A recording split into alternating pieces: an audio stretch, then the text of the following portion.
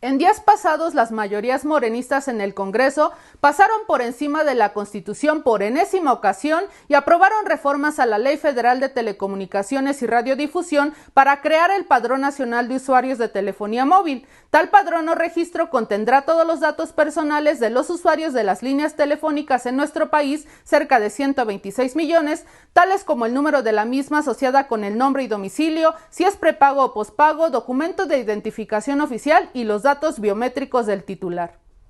La justificación dada para crear tal padrón con datos recabados por las empresas telefónicas de los usuarios y entregados al Instituto Federal de Telecomunicaciones es la necesidad de combatir la delincuencia, pues aseguraron que los datos de las líneas telefónicas servirán para identificar a los responsables cuando el teléfono sea usado para cometer algún delito, lo cual inhibirá su comisión, como si los delincuentes fueran a registrar sus datos con las líneas telefónicas que delinquen. Pareciera que el argumento morenista del combate a la delincuencia es suficiente para legitimar la existencia de tal padrón. Sin embargo, hay, entre otros, un problema de constitucionalidad en esto, pues la regulación se contrapone, a lo menos, con el derecho fundamental a la privacidad y a la protección de nuestros datos personales, que son aquella información que nos identifica como personas o nos hace identificables. Si bien los derechos humanos son susceptibles de ser limitados, se podría decir para defender tal padrón, se han precisado por parte de la Suprema Corte y algunos tribunales internacionales los lineamientos que deben corroborarse para que la restricción a un derecho humano se permita, y son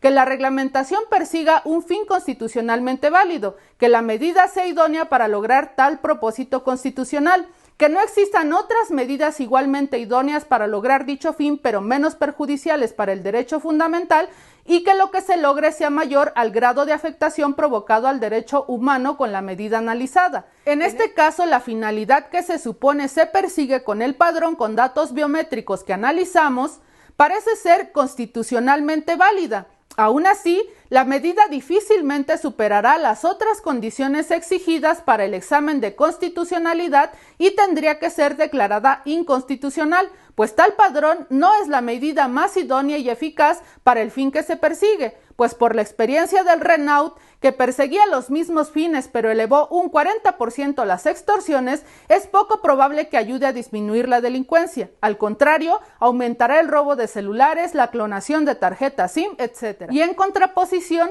el perjuicio causado a los derechos de los mexicanos será mayúsculo, pues nos expondrá a ciberataques, robos de identidad, pondrá nuestros datos a merced de la delincuencia, pero permitirá sobre todo al gobierno hacer uso de ellos sin cortapisas, al poder usarlos y hacer espionaje legal a gran escala contra quien quiera. El IFT tiene hasta octubre de 2021 para emitir la normatividad con la que operará y las empresas deberán entregar los datos de los usuarios a más tardar en abril de 2023, justo antes de la elección presidencial. Veremos si el Poder Judicial, por los miles de amparos de los cuales algunos ya se tramitan, como debe suceder, deja sin efectos este padrón, que solo servirá para instrumentar el Big Brother de la Cuarta Transformación y seguir avanzando hacia la dictadura que pretenden construir en México.